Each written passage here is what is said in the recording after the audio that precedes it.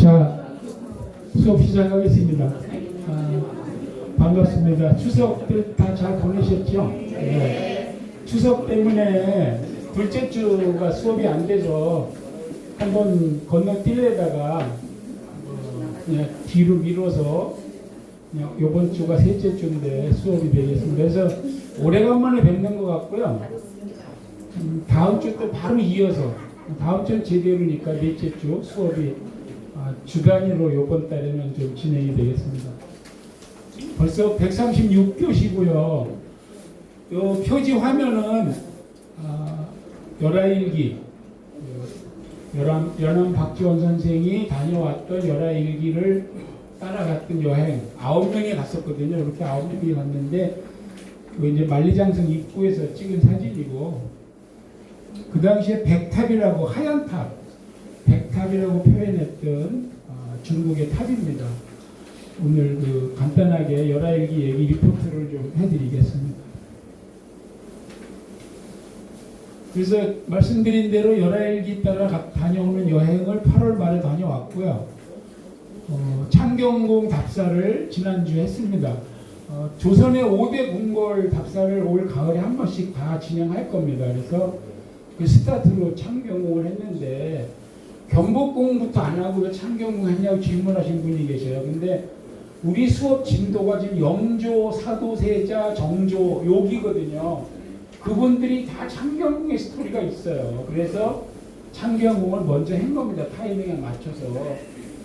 나머지 다 할 거고 어저께 소상릉에 있는 효릉이 그 못 들어가는 능이 지금 몇 개 없어요. 다 오픈이 됐는데 아마 능에서는 유일하게 못 들어가는 거죠. 능에서는 능원요에 원은 못 들어가는 게 좀 있는데 능은 아마 효릉 하나일 겁니다. 지금 못 들어가는 능이. 그래서 재향이 있어서 1년에 한 번 재향 때는 들어가서 또 어제 한 10여 명이 재향을 보면서 뭐 간 김에 능상에 올라가서 다 둘러보고 이렇게 또 우리 그 임동원님이 또 착실하게 후기까지 올려주셔가지고 제가 또 바로 동영상도 올렸는데 조회수가 별로 없더라고요. 네, 하여튼 효름도 한번 보시면 좋을 것 같고 오늘 아까 말씀드린 대로 이제 한번 일주 밀려서 오늘 136회 다음 주에 137회 이렇게 지금 진행이 될 거고요. 답사는 이번 주 토요일 날 충남 공주, 다음 주 일요일 날 충남 부여. 그래서 저희들이 지금 충청 남도 지역을 당일 답사를 하고 있는데 백제를 찾아서라는 부제목으로 백제가 한성 백제에서 공주 백제로 부여 백제로 이렇게 밀려 내려갔거든요. 그래서 공주하고 부여를 연거포 가보시면 백제에 대해서 좀 우리가 잊어먹고 있었던 그런 얘기를 좀 만나실 수 있습니다. 요거는 뭐 시니어 브릿지 얘기인데 9월 27일 날 다음 주 금요일 날 그 호프데이 호프 맥주 마시는 날 하는데 여기 시니어 브릿지 나오신 분도 많고 안 나오신 분도 오셔도 됩니다. 10,000원 가지고 호프 한잔 하도록 이렇게 준비를 해놨습니다. 다시 한번 자세하게 올려드릴게요. 10월 달에는 휴일이 2번이 들어있습니다. 그래서 이제 정조로 넘어가기 때문에 다음 주 수업 때 정조 할 겁니다. 그래서 수원 윤건능하고 용주사 원찰이죠. 윤건능의 원찰. 그래서 두 군데를 토요일날 답사하려고 하고 10월 9일 한글날은 공휴일인데 논산 지금 공주, 부여, 논산 이렇게 이어지는 겁니다. 충남 논산 지역 답사를 하려고 합니다. 다음 달 강좌는 둘째 주, 넷째 주 그대로 이 자리에서 계획대로 진행하고 궁궐 답사 두 번째는 13일 날 일요일 날 덕수궁은 작년에 이어서 달빛 걷기 야간 개방하거든요. 그래서 한 16시쯤 모여서 설명 듣고 돌아보면서 어두워지면 야경을 볼 수 있도록 그렇게 하면 이제 창경궁, 덕수궁하고 나머지 경복궁, 경희궁, 창덕궁이 조금 문제거든요. 좀 까다로워서 입장과 진행이 아무튼 보고 시간이 되면 종묘사직까지 해서 11월 달 중에 5대 궁궐과 종묘사직을 보실 수 있도록 진행을 하겠습니다. 지금 오늘 공지를 했는데 다음 달 25, 6, 7 200회 특집 답사 아직 190 이게 정확히 한 192회밖에 안 되는데 200회가 1, 2월 달 돼야 돼요. 추울 때 좀 이벤트가 그래서 좀 갑을 해서 땡겨서 200회 특집 2박 3일 해서 순천 송광사하고 여수 밤바다하고 좀 다녀오도록 하겠습니다. 역시 다음 달에 이것도 시녀브릿지 얘기인데 제가 그 시녀브릿지 또 회장하다 보니까 문화유산 답사를 한번 그쪽 회원들한테 해주려고 하는데 모르겠습니다. 어떻게 될지. 하여튼 일단 계획은 했는데 만약에 성사가 안 되면 우리 회원들하고 그냥 기존 답사 한 번 더 가도록 이렇게 진행하겠습니다. 해외 다녀오는 거는 아까 말씀드린 대로 열아일기 그 앞에 몽골 다녀왔는데 동유럽하고 발칸은 계속 올리다가 성원이 안 돼서 취소를 했고요. 내년이 벌써 2020입니다. 밀레니엄 어쩌고저쩌고 한 게 엊그저께 같은데 그러고 20년이 지난 거예요. 지금 좀 허무하기도 한데 아무튼 내년도에 2월 8일부터 이집트 가는 거는 이제 확정이 돼서 내일부터 이렇게 주관하시는 분이 연락해가지고 예약 들어갈 거고요. 현재 한 12명 가는 걸로 이렇게 돼 있습니다. 그 다음에 5, 6월 중에 동유럽 못 갔던 거 좀 갈까 이렇게 생각 중이고 그 중반이나 후반기 일정은 확정이 안 됐는데 제가 개인적으로는 이 탄 들어가는 나라를 가보고 싶어요. 그래서 현재 16일 한 280만 원, 30일 한 400만 원 이렇게 가는 그 외국 가는 모임이 있거든요. 그래서 거기를 따라가든지 아니면 여행사를 따라가든지 아무튼 이 탄을 한번 가볼까 지금 연구 중입니다. 혹시 이제 공지가 되면 또 마음이 있는 분들 같이 가시도록 하겠습니다. 제가 말씀드린 그 외부 출강을 했는데 경기도 교육연수원 공무원들이 세 그룹이 있어요. 일반직 공무원, 그 다음에 교육직 공무원. 일반직 공무원은 시장 주관이죠. 각 시도지사. 일반직 공무원은 교육감 주관입니다. 여기 교육연수원이니까 교육공무원들입니다.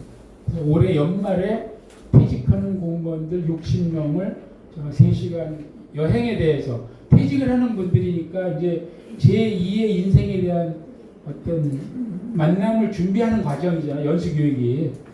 그래서 새로운 친구 여행 이런 제목으로 3시간 동안 강의를 해보았습니다. 창경궁 답사 말씀드린 대로 다녀왔고 계획대로 진행을 하는데 답사 안 가신 분들도 있고 가신 분들도 있는데 창경궁 보조 설명을 잠깐 해야 될 것 같아서요. 제가 이걸 넣었습니다. 이 궁궐 5대 궁궐 할 때 궁궐에 대해서 걱정도 되고 우리 은영 씨가 후기를 올렸는데 또 한 줄이 빠져가지고 걱정을 하셔서 제가 다시 보완을 설명하겠습니다. 궁궐은 궁과 궐이 합성어예요. 궁은 한자니까 뜻글자잖아요. 집 궁자. 궐은 근데 이게 우스워. 궐이 대궐 거울자야. 이 궐이 궐이야. 좀 글자는 막히는데 그 내용이 뭐냐면 궁이라 하면 왕이 생활하는 공간입니다. 근데 반드시 대궐만이 아니고 잠저나 사저도 궁이라고 합니다. 그 대표적인 게 운영궁이잖아요. 운영궁. 배원군이 있었지만 고종 황제가 태어나고 관례를 올리고 했던 곳이고 그 밖에 여기 써놓지는 않았지만 그 밖에도 궁이 많아요. 왕족의 사당을 다 궁이라 그래요. 사도세자 경모궁, 후궁들 선화궁, 무슨 궁, 그거 다 궁이라고 하거든요. 문제는 이제 궐이 뭐냐인데 궐. 여기까지만 올린 거야. 요 밑에가 빠진 거예요. 원래 궐의 글자적인 의미는 궐의 임금이 사는 곳에 여러 가지 그 문이 있는데 문 좌우로 또는 필요한 곳에 높이 솟아서 그걸 지켜야 되니까 망루나 망대가 서 있는 것을 거리라고 합니다. 요게 중국의 이화원이에요. 요 그림은 이화원에 있는 이게 이제 망대죠. 망루라고 해도 되고 망대라고 해도 되고, 요거는 인도에 있는 레드 폰트입니다. 레드 폰트. 그런데 사실은 저 글자의 뜻 그대로 높다랗게 망루가 솟아있는 대궐이 없어요. 경복궁 밖에. 궁은 5개잖아요. 그래서 원래 글자의 뜻은 그러한데 실제 운영하는 뜻은 그 안에서 임금과 신하들이 정사를 돌보는 그런 것이 동시에 이루어질 때 궁궐이라고 한다는 거죠. 그러니까 운영부에서 신하들이 업무 보지 않죠. 왕족만 있지, 왕만 있지. 그래서 그 차이가 있는데, 그래서 글자적인 의미와 실질적인 의미의 두 가지를 다 이해하시면 이게 최초의 문자의 의미, 그 다음에 이것은 운영하는 현실태의 의미가 되겠습니다. 그걸 지금 조금 더 보면 경복궁에 지금 뭐가 남아있냐면 삼청동 들어가는데 동십자각이 있어요. 이게 원래는 경복궁 담이 이렇게 연결이 돼서 코너에 있는 겁니다. 이게 망루예요.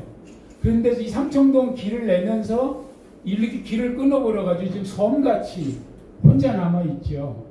사실은 이거를 하다못해 일로 옮기든지 이쪽 찾기를 없애고 도로를 성곽을 붙이든지 해야 되는데, 저 궁성 담벼락을 그냥 이렇게 돼서 혼자 서 있는, 어떤 사람은 이게 뭔지 잘 모릅니다.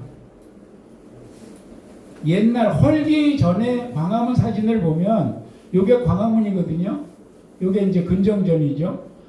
좌우 이쪽 담이 있고 서십자각, 동십자각인데 서십자각은 아예 없어졌어요. 동십자각은 끊어가지고 십자각만 섬처럼 남아있는 겁니다, 현재. 그래서 경복궁은 그래도 성을 지키는, 궁궐을 지키는 높다란 망루가 2개가 서 있어서 아까 얘기한 궁궐이라는 말, 문자의 뜻에 적합한 구조를 가지고 있다. 이게 떨어져 나가기 전의 모습이에요, 사진들. 근데 지금은 그마저도 서십자각은 아예 없어지고 동십자각은 떨어져 나가고 해서 역할을 못하고 있다. 그러면 우리가 본 창경궁은 없느냐? 창경궁이 있습니다. 있는데 요게 창경궁 사진인데 요게 정문이고 좌우로 뭔가 약간 모양이 다른 그런 건물이 하나씩 있어요. 요게 측면 사진이고 요게 정면 사진이거든요. 요건 제가 그날 찍은 사진이에요. 요게 위쪽 북쪽이죠. 북쪽. 요게 남쪽.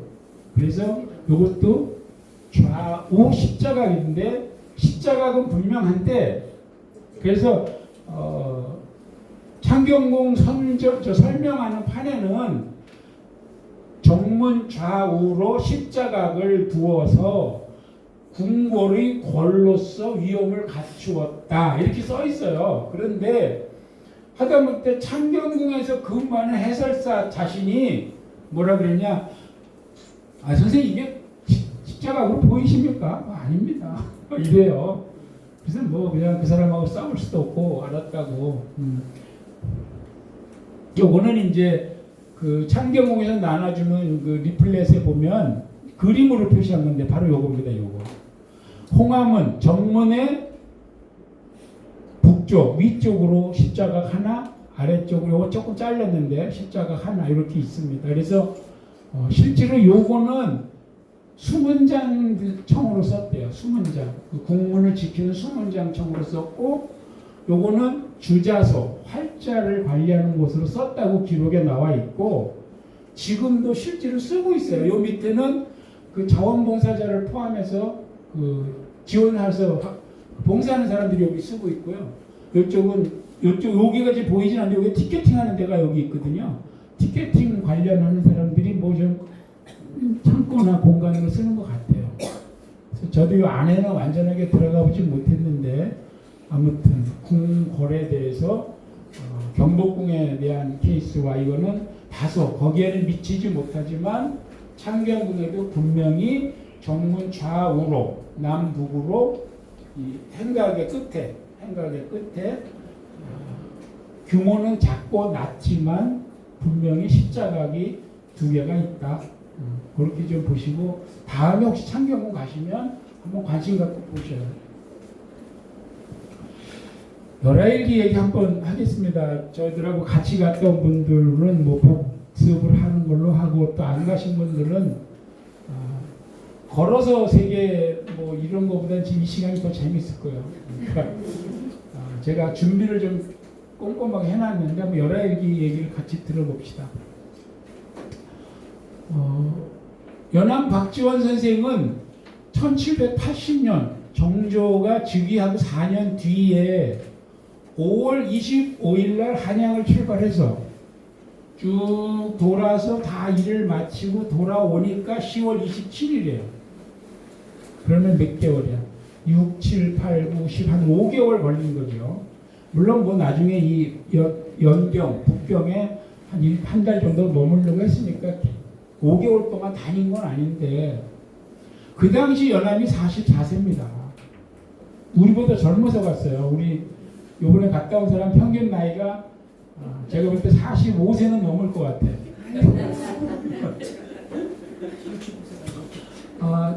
청나라 황제 권룡제가 70이에요. 70을 축하하는 사절단 단장 정사로 누가 갔냐면 팔촌형 명원 박명원이 갔는데 거기에 따라간 거예요. 박지원이가 깍두기로 요새 말로 하면. 그래서 그런데 열하일기는 한양에서 의주까지 간 건 없어요. 의주에서 압록강을 건너는 것부터 나옵니다. 얘기가 여기 왔을 때 이미 한 달이 지났어요. 여기 와서 6월 24일이니까 압록강 건넌 게. 그래서 우리는 비행기 타고 대련으로 들어가서 단동으로 가서 단동에 의주 건너는 얘기. 여기서부터 이제 따라간 거죠. 그래가지고 요양, 심양 쭉 해서 진황도, 그 다음에 여기 산해관, 만리장성이죠. 그리고 원래는 북경에 갔더니 황제가 피서가 있어가지고 조선 사신들 오라 그래서 헐레벌떡 갔다 온 건데 우리는 이렇게 안 가고 여기서 바로 열하 가서 보고 북경으로 와서 아웃을 했던 그런 일정으로 다녀왔습니다. 나중에 박지원은 열하를 다녀와서 북경에서 거의 한 달, 8월 20일부터 9월 17일까지 머물다가 이것저것 다 둘러보고 체험하고 그러고 이제 돌아온 그런 얘기가 되겠습니다. 한양에서 북경까지가 삼천리입니다. 삼천리. 1200. 우리나라 금수강산 삼천리가 왜 삼천리인지 아시죠? 한양을 기준으로 부산까지 천리, 의주까지 천리, 의주에서 다시 저쪽 두만강 끝까지 천리거든요. 그래서 삼천리인데 요렇게 가도 삼천리인 거니까 1200km. 갑자기 영조를 이걸 왜 보이냐면 박명원이 설명하려고 합니다. 연암 박지원이 박명원이 팔촌형이야. 팔촌형이 정사로 갔어요. 그 수백 명 사절단의 대장으로 갔는데 그 당시에 그 사절단으로 가는 사람들은 한 명씩 깍두기로 데려갈 수가 있어요. 자비로 자기 돈은 내야 돼. 그때 전부 가보고 싶어 하거든요. 그러니까 따라가는 거야. 그래서 따라갔는데 그 형 박명훈이 누군지 설명하려고 제가 영조의 족보를 갑자기 꺼냈습니다.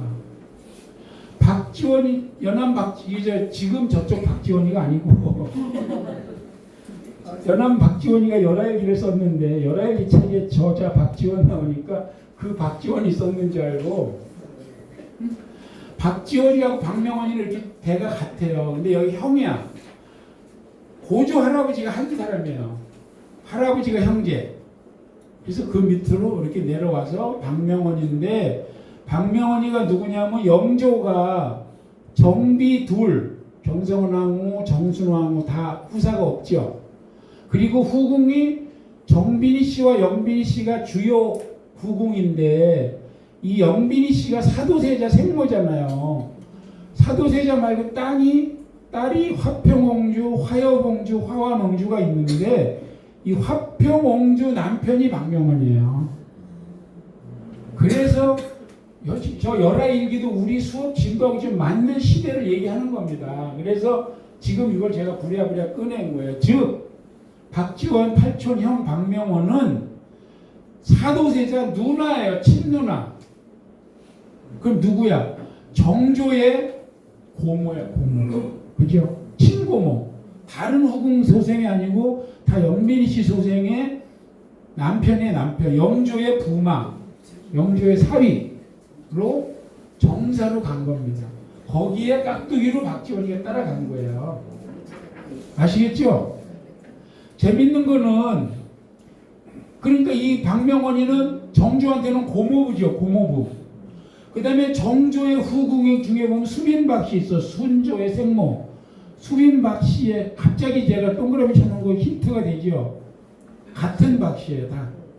같은 집안이야. 이 수빈박 씨의 아버지도 박 무슨 원이야. 이 요 대야. 그래서 다 그렇게 얽히고 설켜서 왕실과 인척과 홍맥을 맺었는데 중요한 것은 바로 그 박명원이가 화평옹주의 남편이다. 영조의 사위다. 그런 생각이 없으면 박지원이가 어떻게 해서 가게 됐는지 이런 거 연유를 몰라. 다 갈만해서 간 거예요. 잠깐 여기서 재밌는 거 있어요. 영조의 자녀들 한번 봅시다. 영조는 아까 얘기한 정궁이 둘 있는데 둘 다 후사가 없어. 후궁 넷으로부터 2남 12녀를 얻었는데 영조도 제일 오래 살았죠. 왕위에도 제일 오래 있었죠. 근데 좀 안 됐어. 왜냐? 이 정부인한테는 자식이 없고 후궁한테 2남 12녀인데 2남은 다 죽었어요. 효장세자 일찍 죽었고 사도세자는 자기가 죽였잖아. 딸이 12인데 그 12 중에 5은 조졸. 크기 전에 다 죽었어. 크기 전에. 그럼 안 죽은 7명에 대해서 알아보자고. 안 죽은 딸 7명. 연빈이 씨 말고 정빈이 씨 있죠. 그 위에. 효장세자 생모. 거기에 화순홍. 이분이 바로 추사 김정희의 증조부하고 결혼하신 분이야. 그 딸이에요. 이 화순옹주는 남편이 일찍 죽어. 그래서 옹주가 그때부터 식음을 정폐하고 14일 뒤에 따라 죽어요. 우리가 아는 사람들이 여기 다 들어가 있어 지금. 정조하고 추사 얘기 다음 시간에 나올 거예요. 추사 고택에 가면 추사 고택 언덕 지나서 바로 여기 김한신 요 집 있죠. 그래서 조선시대 옹주 중에서 유일하게 정려문이 내려온 옹주야. 이 옹주가. 영조가 아버지가 어명을 내려서 굶지 말라고 너 죽는다. 그래도 굶어 죽었어요. 남편의 절개를 지킨 거지. 따라간 거지. 그래서 정려문이 내려온 유일한 옹주. 그래서 후사가 없어. 그래서 양자를 들여놓고 그 아들도 또 후사가 없어. 그 이어진 양자가 추사 김정희. 추사 김정희는 큰아버지한테 갔어요. 그러니까 추사 김정희도 큰아버지가 아들이 있었으면 일로 바로 직계가 안 돼. 근데 큰아버지가 양자 아들이 없어서 큰아버지한테 갔는데 그 큰아버지도 또 양자로 들어가서 결국 이 화순옹주의 남편 김한신의 증손이 된 거죠. 증손이. 자, 이제 정빈이 씨 혈통은 됐고 이제 연빈이 씨 사도세자 친누나. 지금 박명원 얘기하는 겁니다. 화평옹주. 문제는 여기는 부마 사위가 먼저 죽는데 여기는 옹주가 먼저 죽어요. 10년 뒤에 애 낳다 죽어. 얼마나 충격이 컸는지 영조가 신하들이 그런 법은 없습니다 했는데 딸 죽은데 나가서 밤샜어요. 우리 초상집 가면 밤새는 게 이때부터 했나 봐. 영조가 가서 밤을 새우고 염할 때도 친히 보고 임금이 이렇게 하시면 안 됩니다 해도 소용이 없는 거야.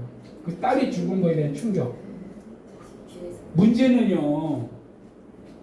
그래서 이제 이 자기 딸이잖아. 1등으로 장례를 치르라 했는데 부마 이 박명원이가 아닙니다 하고 사양을 해요. 사양해야 또 아름답지. 덥석 받으면 안 되잖아. 아무튼 그래서 이분은 파주에 모셨는데 거기에는 영조가 자기 딸하고 사이묘에 친필로 묘비를 써요. 문제는 부인이 죽으면 부마는 재혼을 못해. 그래서 이게 덥석 부모가 될 일이 아니야. 재혼 못해요, 부마는. 공주나 옹주하고 살다가 딴 여자하고 살면 안 되잖아. 그래서 이미 이 박명원, 팔천형은 그렇게 돼서 가셨고, 뭐 일설의 야사에는 이 딸이 죽고 3년 상쯤 치를 때 의소세자, 정조 의소세자가 나왔는데, 뭐 영조가 보니까 자기 딸 죽은 딸하고 뭐 같은 자리에 뭐 정이 생기고 뭐 어쩌고 해서 이제 그런 얘기 많이 하지 않나 어른들. 3년 탈상할 때 애가 나왔으니까 뭔가 이렇게 또 뭐 연애 받아서 왔나 이런 얘기도 하고 그렇게 하죠. 그러면은 그 박명원이 열화를 가기 전에 화평주가 죽었어. 네. 죽은 다음. 네. 왜냐면 정조 4년이니까 그때가 이미 정조가 임금이 됐을 때. 누나거든요. 사도세자 누나. 일정으로 장례가 무슨 말이야? 일정이야. 장례를 최고로 치러줘라. 왕족을 장례를 진행하는데 여러 가지가 있을 거 아니에요. 그 관례가 그 중에 제1의 레벨로 장례를 치러줘라. 그 다음에 이제 지금 계속 영빈이 씨 딸입니다. 그러니까 영빈이 씨도 내가 볼 때 억장이 무너졌을 거예요. 자기 아들 사도세자잖아. 그 큰 딸이 이렇게 됐죠. 둘째 딸 화여공주도 22세로 돌아가요. 거기도 또 영조도 자기 딸 조문을 몇 번을 가는 거예요. 딸 조문을 가는 거예요. 그 앞에는 사위 조문 가고, 사위 조문 가서 딸 보고 너 밥 굶지 마 그랬는데 굶어서 딸이 죽잖아. 이거는 일반 사대부의 남자로서도 사실 감당하기 쉽지 않은 가정사거든요. 그 다음에 이제 이 유명한 화완옹주, 저 사도세자 제일 아주 대립이 되고 이간질하고 문제가 많았던 시집가서 다시 궁에 들어와서 사는 여자야. 이 여자도 이 여자가 아니지. 정정하겠습니다. 이 옹주도 10살에 천연두에 걸렸는데 회생을 했어.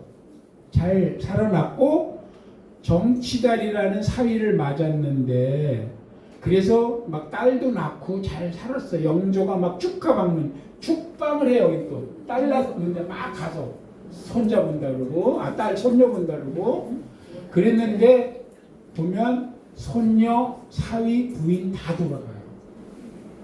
이니 참 문제가 여기 부인은 누구 부인이야? 영조 부인. 자, 영조 입장에서 이 딸을 출산했는데 이 딸 먼저 죽어.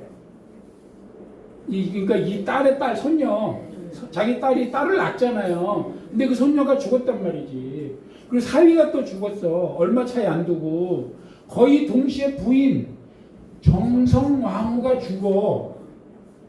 그러면 부인한테 먼저 가야 되잖아. 사위한테 먼저 가는 거야. 신하들이 아니 되옵니다. 그렇게 하시면 아니 되고 저쪽을 먼저 내가 알아서 핸들로 간 거야. 그 딸, 그러니까 혼자 남았지 딸이, 그죠? 과부가 됐잖아. 자식 잃고 남편 잃고 그 딸이 사도세자 동생이에요. 다른 딸.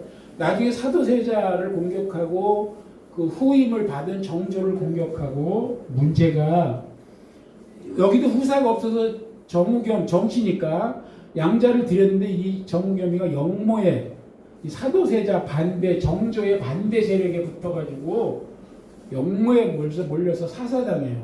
차마 이 옹주는 죽일 수 없어서 서인으로 강등되고 정씨한테 시집간 정씨처럼 이름이 강등돼. 그래도 죽이진 않아. 누가? 정조가. 그 다음에 또 누가 있냐면요. 잠깐 앞에 또 잊어버렸을 것 같아서. 자, 지금 정빈이 씨 딱 하나 얘기했죠. 이거 추사김 증조 할머니죠. 그러니까 따지고 보면. 그 다음에 영빈이 씨의 큰딸, 둘째 딸, 지금 막내딸, 사도세자 뭐 말할 거 없고. 그 다음에 다른 후궁이 조기인하고 수기문 씨에도 여기 옹주들이 이렇게 있어요. 그 옹주 얘기하는 겁니다. 아이고. 수기문 씨의 화룡옹주와 화기일옹주가 있는데 이 수기문 씨 자신 자체가 폐서인이 돼서 사약이 내려가요. 이 화완옹주하고 가장 많이 사도세자를 이간하고 영조한테 그냥 세자 문제가 있습니다 막 했던 후궁이거든. 수기문 씨. 결국 여기는 정조가 사약을 내리죠. 근데 이 두 딸은 엄마의 죄에 반해서 책임을 묻지 않아요. 물론 약간 시련은 겪었지만 처벌하진 않는데 그 딸 중에 작은 딸 하나가 저희 동네가 평내 호평이거든요.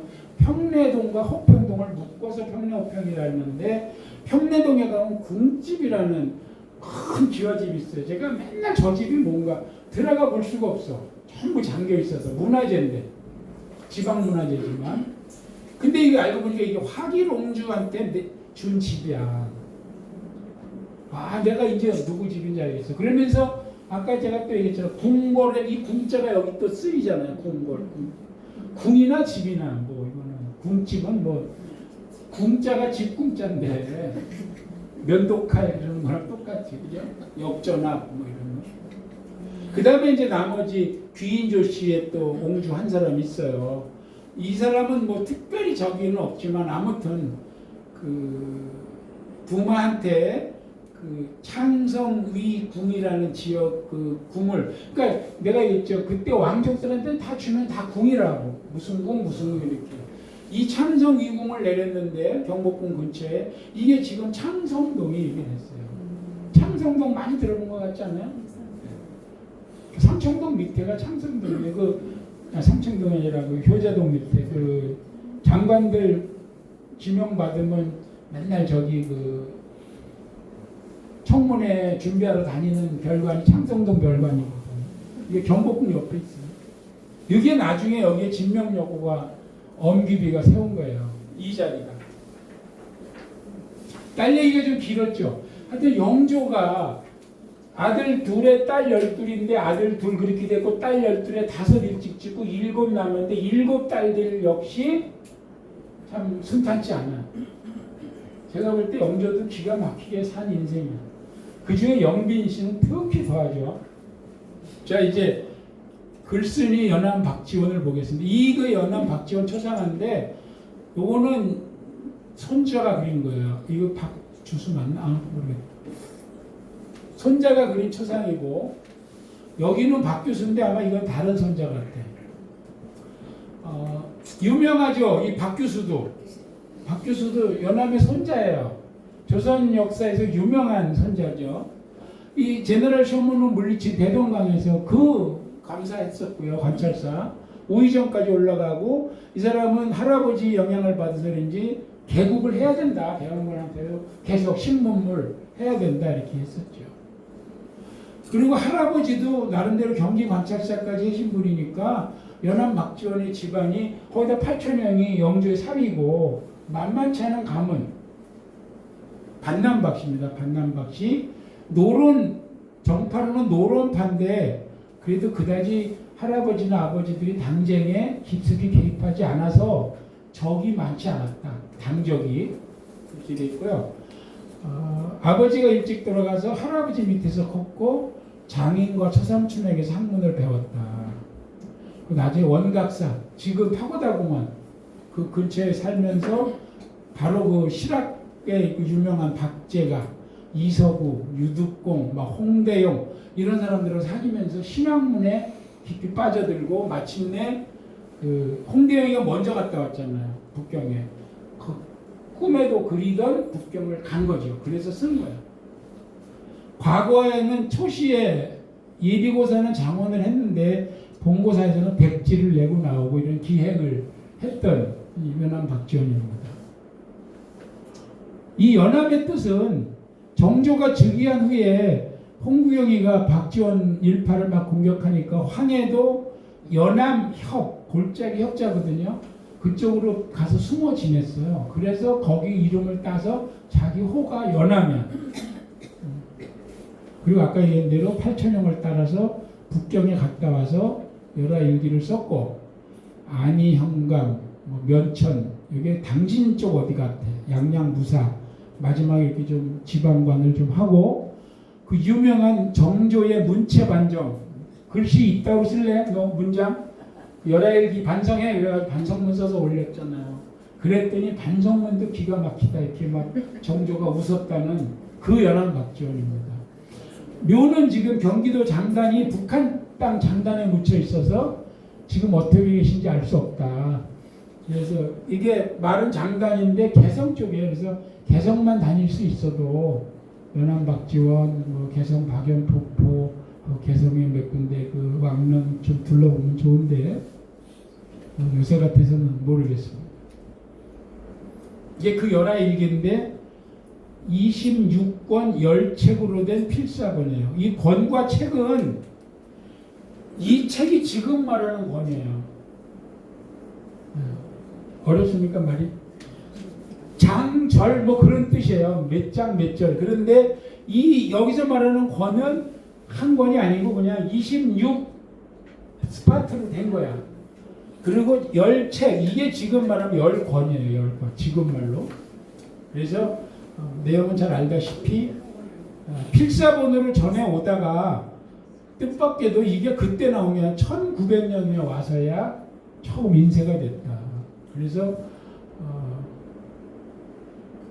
여행 갔다 온 얘기, 그 다음에 여행 가서 필요한 얘기 따로 또 묶어서 뒤에 붙인. 그런데 친필본이 발견됐다 이렇게 돼서 이거는 한번 좀 확인을 해봐야 될 것 같아요.